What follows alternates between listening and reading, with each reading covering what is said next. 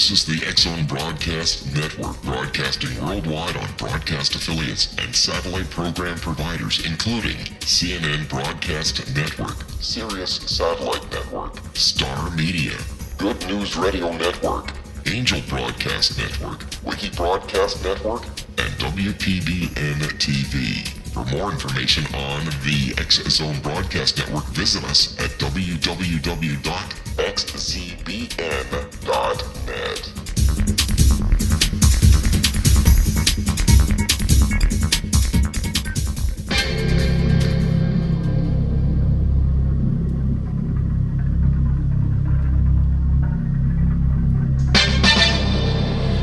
And welcome back to the X-Zone, everyone. My name is Rob McConnell. We're coming to you live from our broadcast center in Hamilton, Ontario, Canada. Worldwide toll free, 1-800-610-7035. My email address is onair@xzoneradiotv.com. You can always listen to the X-Zone Radio Show, 724-365. at www.xzoneradiotv.com. And you can even listen to the X-Zone if you're away from a handheld device, if you're away from your computer, if you're out of your car. All you have to do is pick up a phone and dial 213-401-0080. That's 213-401-0080. And as you know by now, X-Zone Nation, we're heard around the world live on the Starcom Radio Network. My guest this hour is a gentleman I've had the pleasure of having on the show before. His name is Major KEVIN RANDLE. We talk about UFOs, we talk about UFO crashes, we talk about the Roswell crash of 1947. And Kevin has for more than about 45 years now studied the UFO phenomena and all its various incarnations. His training by the Army and the Air Force provides Kevin with a keen insight, a rather unusual training that most, I'd even say the majority of UFO researchers do not have. But this guy is the real McCoy. He is a real researcher. He is not a wannabe. And this is what I love about Kevin. He calls it as he sees it. And I think we're going to change your name, Kevin. We're not going to call you Major KEVIN RANDLE anymore. We're going to call you Major KEVIN Credible RANDLE. Well, that would be nice, but I actually retired as a lieutenant colonel. Oh. Thanks for telling me, Kev. I probably mentioned it sometime in the past. Open mouth, put foot in, put other food out, and shoot it. Thanks, buddy. I don't blame you. Well, I'm always proud of you and the fine men and women who serve our countries and who protect our democracy and the way that we live. So thanks once again. And I always thank you and the members whenever you're on, because it brings to light the wonderful jobs that you people do when you actually went over to the other side to fight for us. So thanks, Kevin. So what's new with you besides being promoted to a lieutenant colonel from a major? That's it. I'm done, and thank you for the opportunity to talk with you. All right, Kevin, always nice talking to you. See you later. Bye-bye. Good night, everybody. Nice guy. Nice guy. So what's new, my friend? Just the same old, looking at UFO cases, trying to determine what is authentic, what is not, what is real, what we can move forward. How can we move forward in this investigation of UFOs? What's the thing we need to do now to elevate us into a higher arena? I think that's kind of where we're going. And what do you think we should do, Kevin? I think we should stop being as partisan as we are, with skeptics at one end of the spectrum and the believers at the other end, and neither side willing to really look at the evidence, but citing this is what I know to be the truth, even though some of those truths may not be right. I think we need to kind of combine everything and try to look at it in a rational, intelligent way, so that we can actually get some answers for some of these things. And the one thing that's really bugged me in the last number of years is the cases we have to keep revisiting. There's a solution for them. We know there's a solution for them. It's a logical solution. Why do we have to keep coming back to these things and explaining it over and over and over again? And I think one of the best examples of that is the Mantell case from January of 1948. It is clear what happened. It is clear it did not involve an alien craft, although there was a UFO involved, but that UFO has been identified. The records are available now that were once classified. We've now got all the records, and we understand exactly what happened. And yet there are people who keep wanting to revisit the Mantell case as if there is an extraterrestrial component to it. We know what happened. We can move on to something else. But it seems that there are certain segments within the UFO community that want to keep the old cases going because they truly believe in their little hearts of hearts that there is a connection to the bigger cases, the other cases that never seem to die. And I'm talking about Shag Harbor up here in Canada. I'm talking about Roswell, New Mexico in the U.S., Rendlesham Forest in the U.K. They never die. And yet, Kevin, all the years I've been doing this show, and I'm sure and I can't talk to you about you and your research, I have seen very little new physical evidence come up that could explain any of these major cases.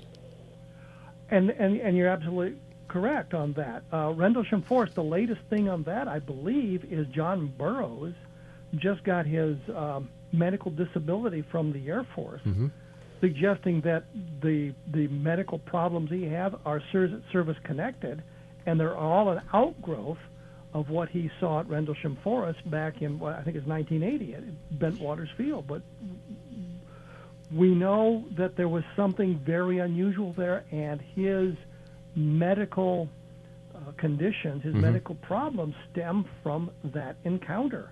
So that's a very good case, a very solid case. And I know the skeptical community has said, well, they mistook a lighthouse for the flashing light that they saw. And then when you look at what Burroughs and Pedeston and some of the others say, Colonel Halt said, it's clear that there was an object in the woods, not a light in the woods, but an actual object in the woods. And so this is a case where I think in the skeptical community, they just threw a lot of mud at the wall to see what would stick, but they have not offered a good, solid explanation for what happened in that case. With the Mantell case, the pilot was killed chasing the UFO. We've got a look at the evidence. We look at what the people in the tower, the Godman Army Airfield Tower saw, and the illustrations they made for the Air Force investigation, and it's clear that it was some kind of high-altitude research balloon. That answer is very clear. Rendlesham Forest, we do not have anything that suggests there is a mundane, prosaic explanation. What about Roswell? Is there anything new there? Well, the big thing has been the slides. Yeah. But I think they're more of a distraction now than anything that's going to increase our knowledge of what happened at Roswell. And what we've gotten so much nonsense mixed up in the case from people coming forward and saying, yes, I was there, I saw the bodies, this sort of thing, and later learning that they weren't there, they didn't see the bodies, but trying to work our way through all the nonsense that is surrounding the Roswell case to come to the core of it, the solid core of it. We just haven't made any real progress in the last number of years. We've got some interesting testimonies. We've got interesting testimonies on tape, both audio and videotape. We have very limited documentation. So we're kind of stuck where we were 15, 20 years ago with that in a search for more documentation to see if we can determine if it was something mundane or if it was something extraterrestrial. I believe, based on the interviews I conducted with the very credible people who we could prove there, Major Edwin Easley, who retired as a full colonel from the Air Force, was the provost marshal there, and he told me when I asked him, are we following the right path here? And he said, what do you mean? And I said, we believe it was extraterrestrial. And he said, well, let me put it this way, you're not following the wrong path, which, of course, means you're following the right path. Yeah. Yeah, he was convinced it was extraterrestrial. And so we've got a number of people like that. Every member of Colonel Blanchard's staff we were able to interview, and this includes Jesse Marcel, Patrick Saunders, said that it was something that had come to Earth, but it wasn't manufactured on Earth, to quote Jesse Marcel in one of the interviews I saw, with the exception of, I think, Colonel Barrowclaw, who was, and I don't remember if he was the deputy commander or the executive officer at the 509th at the time, but he said nothing happened, it's all a bunch of nonsense, and maybe now these people will leave me alone that I've said that. But every other member of the staff of equal status with him said it was alien. It was extraterrestrial. It was something that came to Earth. So we have a solid core of good testimony from the people who were involved, but we just haven't been able to get documentation to corroborate it other than some limited documentation. And things that we've been searching for years and years and years, we just have not been able to put our fingers on. One of the strangest things about the Roswell case that I would like to ask you about is the following. You had Jesse Marcel as the base intelligence officer. He goes out to Mark Brazel's farm, sees the debris, picks debris up, puts it in his vehicle, and on the way back to the base decides to drop off and show his family what he's got. Now, as a member of the military, I know as a police officer, if I was to do that, I would break the chain of custody of the evidence. And that evidence is just thrown out the door and your entire case is gone. How come nobody has questioned this point? Well, that point's been questioned repeatedly. And what's the answer? The answer is when Marcel was sent out there, they didn't know what they were dealing with. The UFO phenomenon in a public arena was just a couple of weeks old. He was told by Mac Brazel, I've got this strange debris out on my ranch, and he was sent out there by Colonel Blanchard, see what the guy's got and bring it on home, or bring it back to the bay. Find out what it is, I guess, is what I should say. On his way home, he thought it was something extraordinary, and he wanted to stop off and show his son. But is that normal? But is that normal procedure? I think, given the circumstances, given the relation between the two Marcels, I can see Jesse Marcel doing that. Would you have done that? I don't. Knowing what I know now, of course not. Knowing what I know now, I would not have done that. So, looking back at what Marcel did he do the right thing? Oh, absolutely not. He should not have stopped. Yeah. He should have gone right out to the base. Sure. But on the other side of the coin, Jesse Marcel Jr. told me a story which I think is relevant here. He, back in 1946, before anybody really knew what the atomic bombs looked like, other than the guys at the base, Jesse Jr. asked his father, what's the atomic bomb look like? And his father drew a picture, I think, of Fat Man and showed it to him, and then shredded it and burned it. Jesse Marcel Sr. is violating protocols. He's violating secrecy. Yes. By doing that. But he's got this relationship with his son, and I think that's the key thing. When we look at this, Marcel realizes they've got something extraordinary, and he wants to share it with his son before it all becomes classified. It doesn't break the chain of custody for him to stop at his home, although it tends to contaminate the evidence somewhat by showing it to his family before he goes on out to the base. But the chain of custody, he picked it up on the airfield. He drove it into Roswell. He stopped at his house, which is more or less on the way to the base, showed it to his wife and his son, and then continued out to the base with the material. So the chain of custody is intact. It's just he violated the protocols by stopping there and showing them this thing, because he should have realized this is, and he may well have realized this is going to be highly classified the next couple of days, but it's not now. It's not yet classified, so he could, I think in conscience he could show it to his son, and I think that relationship between Jesse Sr. and Jesse Jr. is what's key in understanding why he did what he did. Why wasn't he reprimanded by his superiors for doing this? Because I'm sure if the generals would have found out that he actually stopped at his house, let his son play with whatever this is, that he would have been reamed over by this. Absolutely. So why didn't they? They didn't know he stopped. Ah. You know, he never mentioned it. Jesse Jr. never mentioned it. None of this came out until Jesse Marcel was interviewed in 1978. So back in 1947, he didn't say, well, I stopped at the house to show my kid this stuff. He just said, here's the stuff that I brought from the base. So had they known, especially after they determined it was something extremely important, extremely unusual, had they known that, he probably would have gotten into a great deal of trouble. Wow. So basically, if I understand correctly, Kevin, we're no further ahead in understanding what happened at Roswell in 1947 on this date in 2015. No. And what we have is the major confusion now added of the slides that were supposedly of the alien creature. And having found out what that all entails, it's kind of sets us all back. It's kind of, I always kind of viewed it as the alien autopsy light. Instead of having a film, an 8mm film or a 16mm film of a partially autopsy, we just had two slides of something that looked extremely unusual. So that was kind of my feeling of it. But all that has done is confuse the issue because, and here you go, there is no chain of custody for the slides. There is no provenance for the slides. They really don't know who took the pictures, although there's a supposition that it was taken by either Hilda or Bernard Ray, who's had them in their collection, but the collection sat in an attic or a garage for a number of years after both of them had died.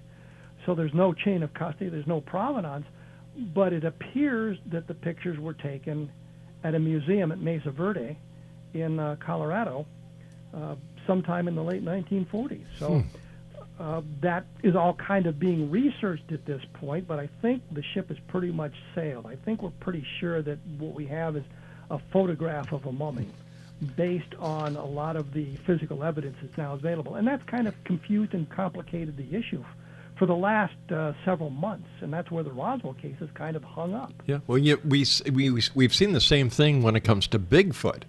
We've seen the same thing when it comes to other aspects of the paranormal. It's like there's a sideshow going on in every topic.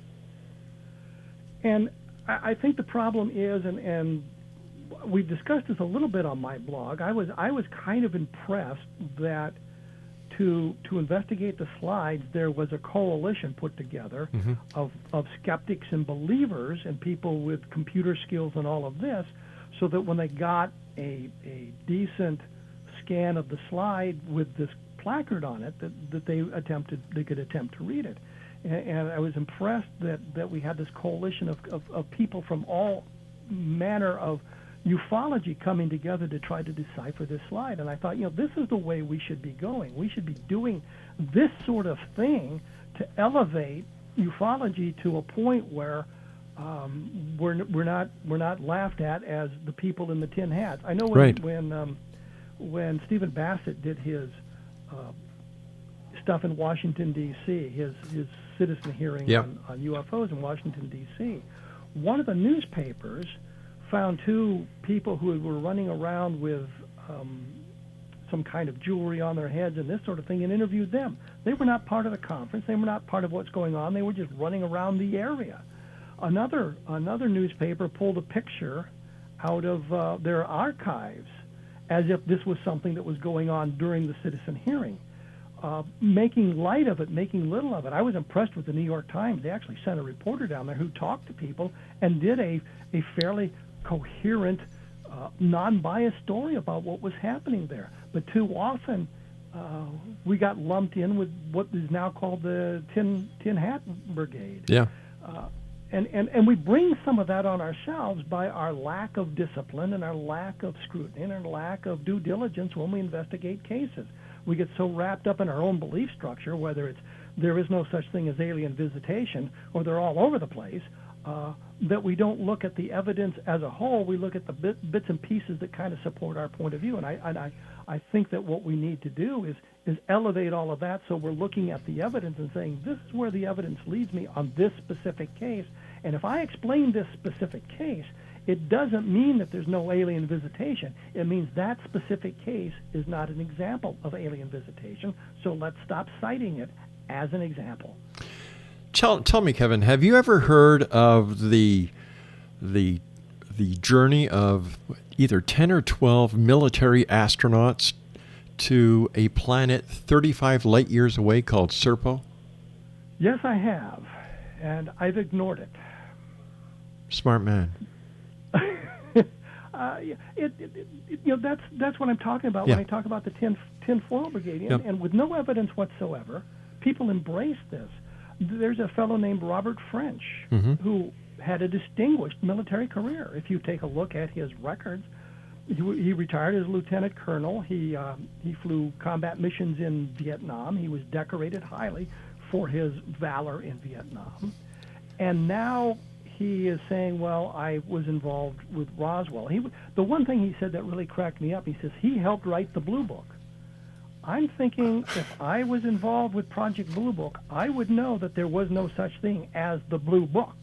It was actually the investigation of UFOs. And yet he was interviewed by, the point is he was interviewed by these people who also believe in the Serpico or the nonsense as well, but he provides no evidence for any of this stuff, kind of relying on his military background. And the things he says that if you check them out, other than, well, even things he said about his military background don't check out. He said that he had flown combat missions in Korea, and yet his record shows that while he may have served in Korea, he wasn't a pilot because he didn't go to flight school until 1954, after the war was over. So he couldn't have flown combat missions in Korea. But he could well have served in Korea, given what we could ascertain from his military record. Maybe he graduated from the Kalkorff School of Secret Spies.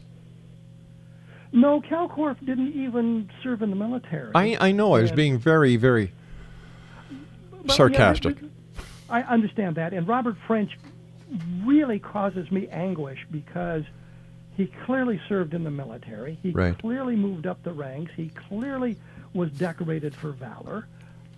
And then he goes and spoils it all by making up these cockamamie stories.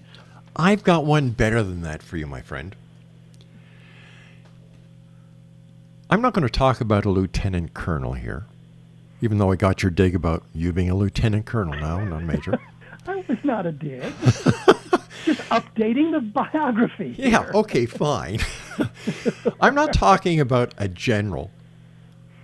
I'm not talking about the director of an intelligence agency.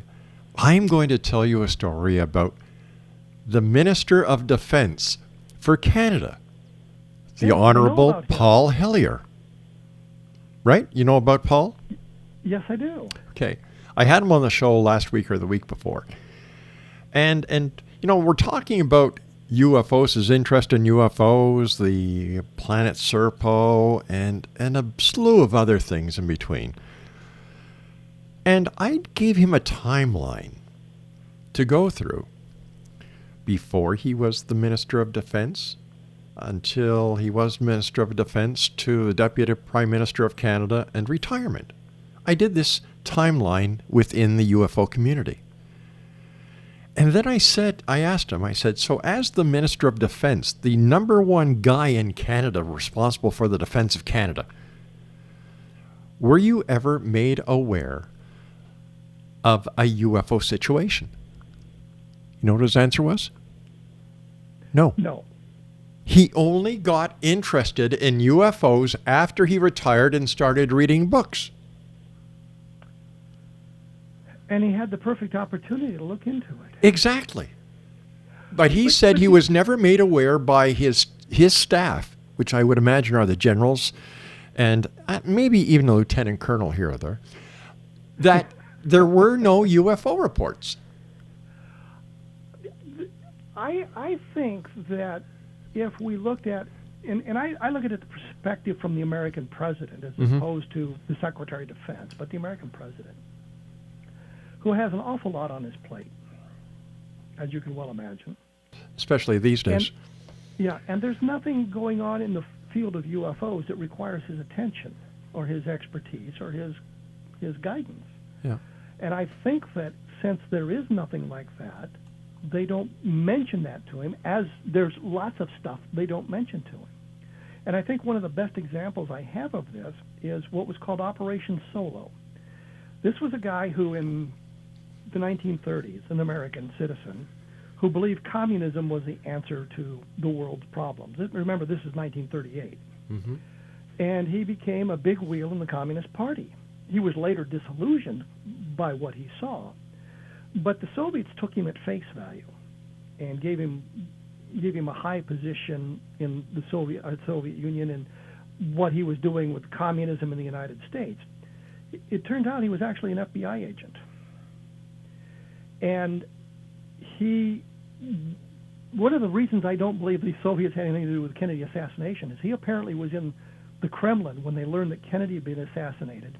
They didn't realize he could speak Russian, and they were discussing it in front of him, saying things like, I hope they don't think we had anything to do with it. And to me, that thing was very persuasive. But the point simply is, here's this operation where this guy's gathering intelligence for the FBI. It's run out of the FBI office in New York City. Not everybody in that office knew what was going on and knew about this guy. His name was Morris Childs.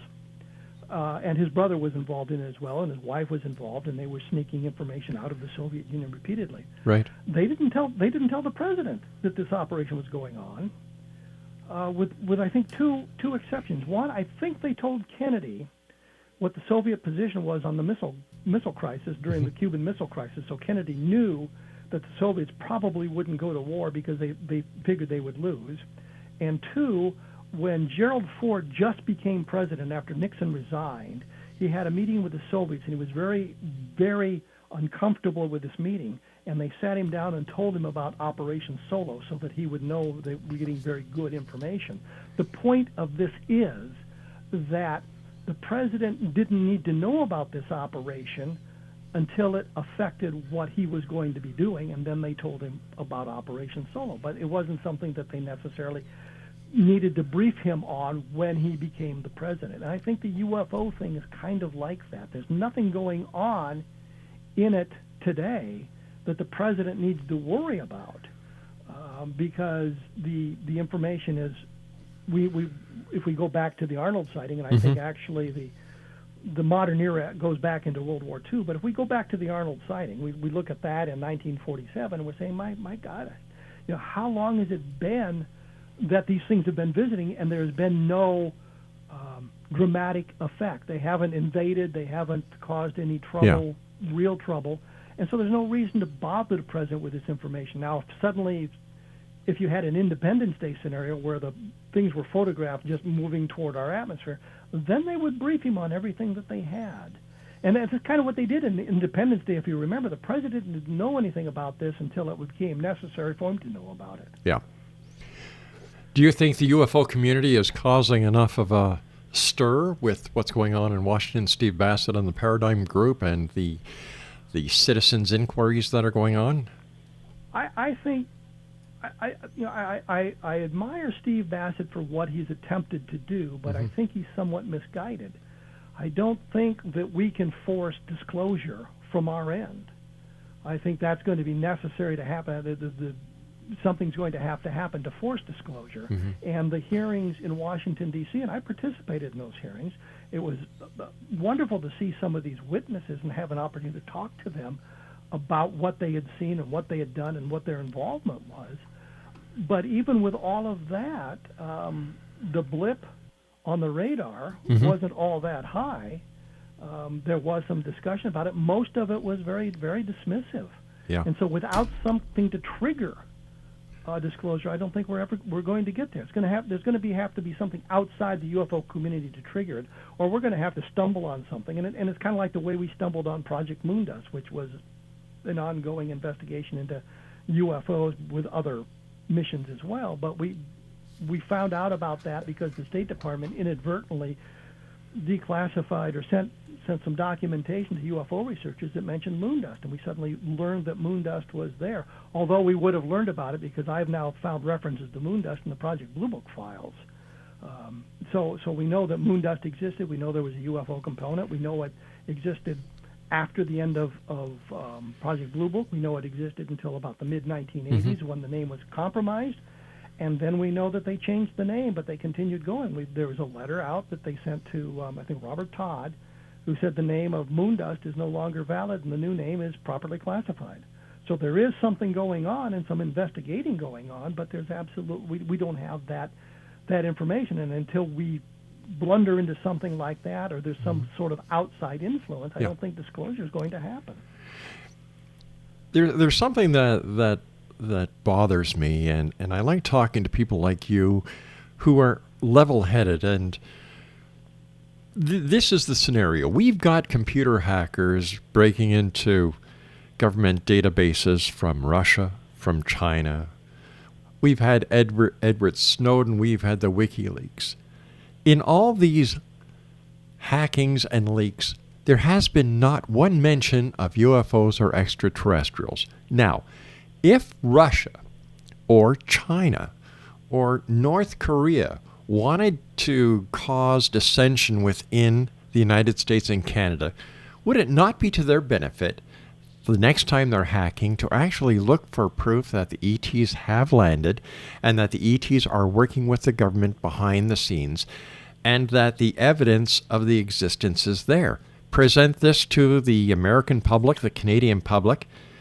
Automatically, the government's credibility is diminished, and they have succeeded in basically bringing down the government. And yet this hasn't happened. Why? Because I think that there's actually multiple answers to that. One of the reasons is I'm not sure that all the documents that were released by Snowden and the other guy's name, Bradley, whose name, the one that from Iraq, who released a whole bunch of documents as well. I think the documents where they were searching, the things that they were finding didn't involve the UFOs. I think the other problem is that even if you had and any number of UFO documents have surfaced saying, these things are real, this thing is something to be taken serious. Those documents have been around for years. I don't think it's going to upset anybody. And then to learn that the government lied to us, I'm not sure if the Canadian government lies to Canadians. Of course they do. What's the old saying? How can you tell when a politician is lying to you? His lips are moving. I was trying to be nice to the Canadians. Well, I was being honest. I mean, when I've been to Canada, everybody's been very nice to me, and. Well, yeah, but you haven't dealt with politicians, have you? This is true. Ah, there you go. But the we know the American government has lied to us, and we can look at all kinds of things that they have done that are just outrageous. The experimentation on children who had terminal diseases, or were mentally retarded, or whatever. We'll experiment with radiation on them and see how they react. I mean, that's just outrageous. It is. But that's all come out. Yeah. And I think that if we suddenly had a document that came out from the Soviets, the Russians, the Chinese, or somebody, the North Koreans, that said UFOs are real and we know about that, I think the first thing is going to be thought, well, this is some sort of disinformation by those governments, and it's going to be almost impossible to trace it back into the United States government. And even if it turned out to be true and people believed it, I don't see a paradigm shift being made by this because of all the discussions that we've had about this over the last 70 years about UFOs and flying saucers and alien creatures visiting Earth. I don't see it causing a huge impact unless, of course, and this is wild-ass speculation, it turned out that the government was in some sort of collusion with the aliens for the abduction phenomenon, which is one of the rumors that is circulated. But unless you found something like that and could demonstrate it to the satisfaction of the most outrageous skeptic that this is true, I just don't think it's going to make a big impact. But when you're looking at the documents and what these people have done with releasing government documents, Snowden released 750,000 various documents. But that's just a small drop in the bucket of what the documents that are out there. And I think Snowden was actually looking at NSA stuff that dealt with what the NSA was doing in monitoring American citizens. Well, actually, I shouldn't say that. Citizens of the world's telephone communications and other communications. And yeah, but they're just collecting metadata. It's not as if they're monitoring the entire the conversations. Yeah, I believe that too. Yeah.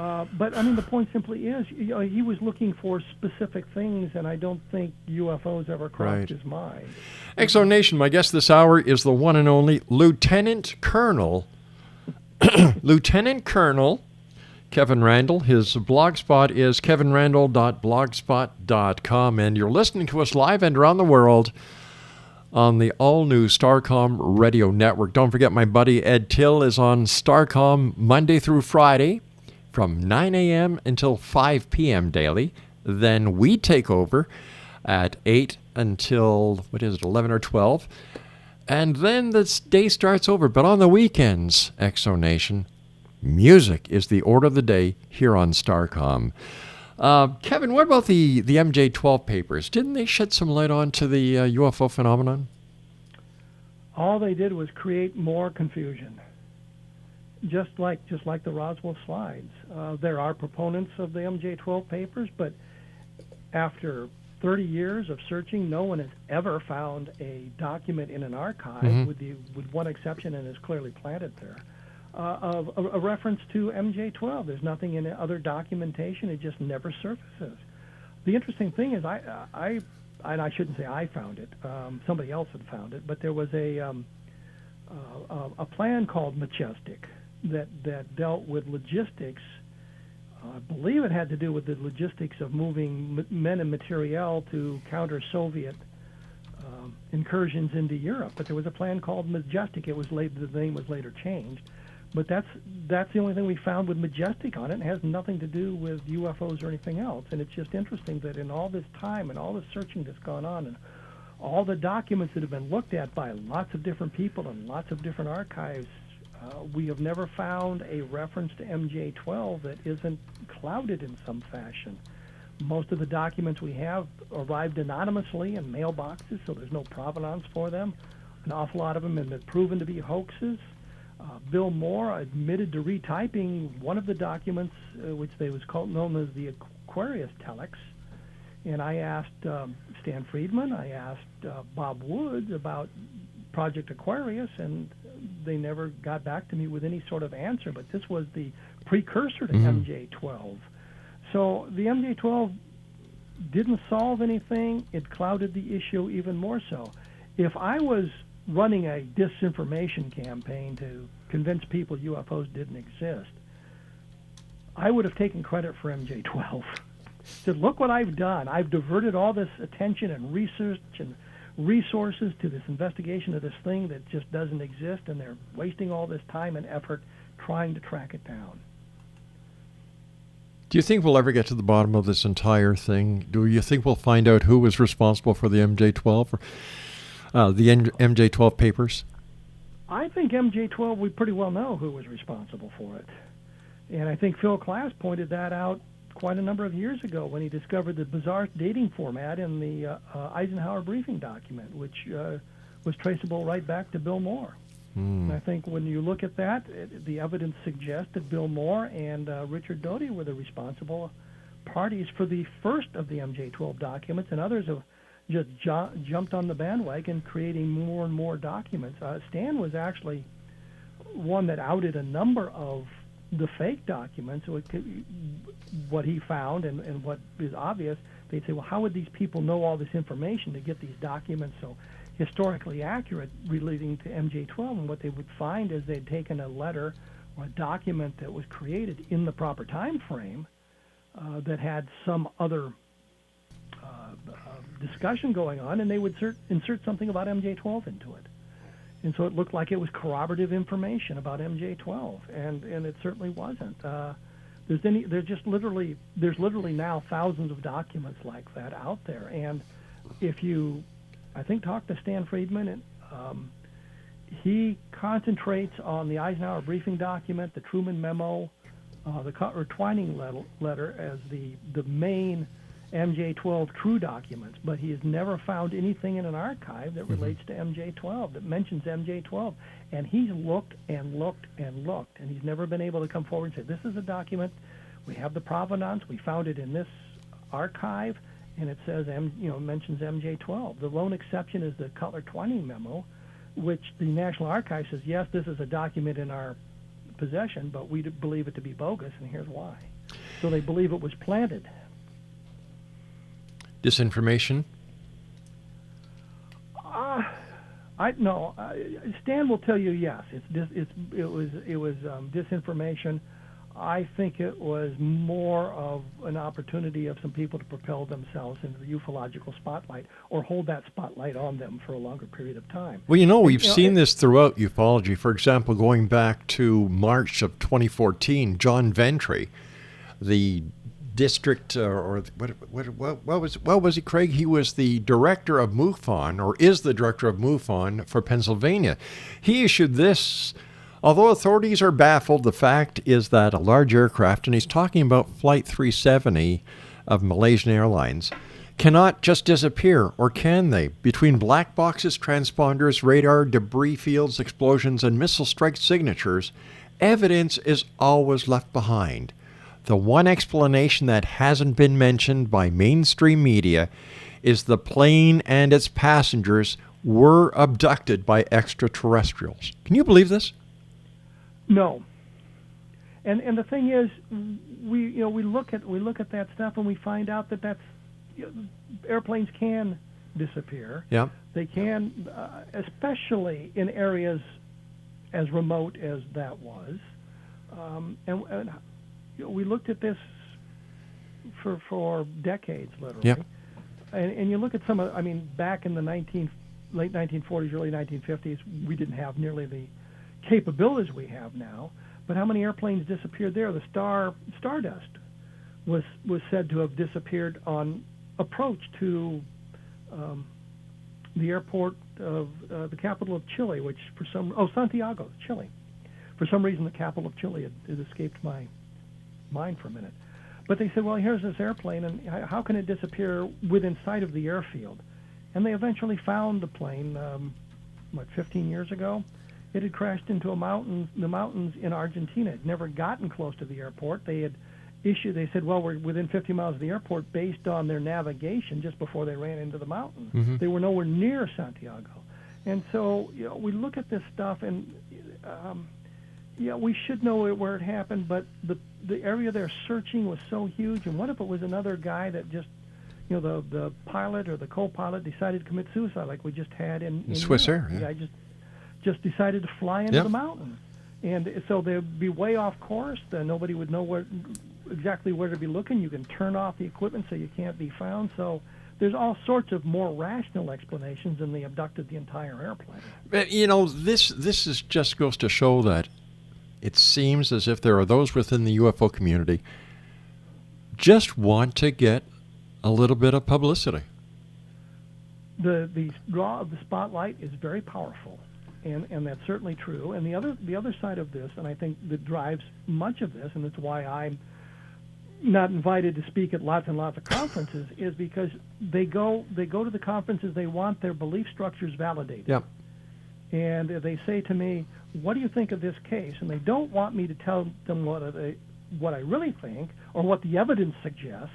What they want me to do is say, yes, this is extremely mysterious, and it proves that there's alien visitation. There are cases, I think, where we can make that sort of leap based on the evidence that's available. And the Japanese, the JAL, it was 1628, I think, was the flight number over Alaska, where you've got radar sightings. And John Callahan was the FAA inspector who investigated this thing, and they were able to recreate like 30 minutes of radar tracks of the object and the aircraft.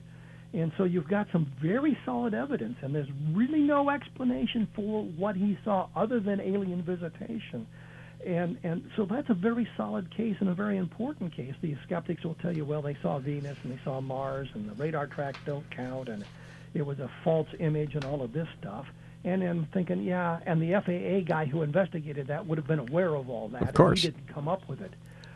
So, there's good, solid cases out there, but every little case doesn't lead to a UFO. And I had a beautiful case here in Iowa, 30 years ago, where a man and a woman, I really want to say a boy and a girl because they were in their very early 20s, if they were that old, maybe the late teens, early 20s, and they had seen something out near what's called Palisade Cape Kepler State Park, and they'd seen these objects sort of floating down and disappearing, and they were starlike is the way they described them first. And when I talked to the female involved in this, she gave me a drawing she made, and it was a domed disc with two alien creatures in it. I thought, wow, this is great, this. And then I went and talked to the guy, and he said, I don't know where she's getting this. We didn't see anything like that. So I went out to Palisade Kepler about the same time of day and watched, and I realized what they were looking at the landing lights of airplanes going into the airport, and the wind blowing the other direction. You never heard the engine noises. But that's what they were seeing. I saw exactly what they were seeing. And so here's this case that's explainable in the mundane. And I put something up on my blog about this a number of years ago, and one of the responses was, well, it was just a bunch of guys browbeating the poor girl so she would say she didn't see all of this stuff. Never occurred to them that this is really what the answer was, and we needed to move away from this case.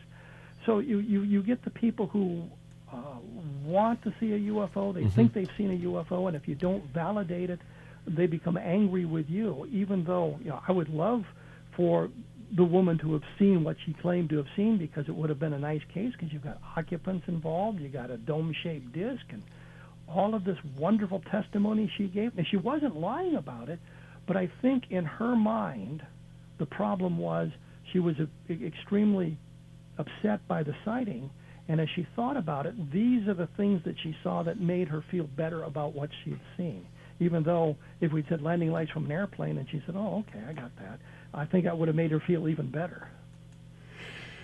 We're talking about validation, Kevin, and that's exactly why people go to psychics, because they want validation. And years ago when I used to do the psychic fairs in the early days of the X Zone, I'd watch people go from psychic to psychic to psychic to psychic, each time dishing out 70, 80, 110 bucks, whatever the case was. And I always knew when they heard what they wanted to hear, because they'd left the fair. And we see that in the UFO field. They'll buy books, but if you don't validate what they say, then they there's one guy that dogs me on Amazon who, no matter what book I write, he always gives it 1 star and says it's terrible. And it's clear from the last book, the government UFO files, he didn't even bother to read it because he said there's nothing new here. And I'm thinking, excuse me, I said that the Arnold sighting didn't begin.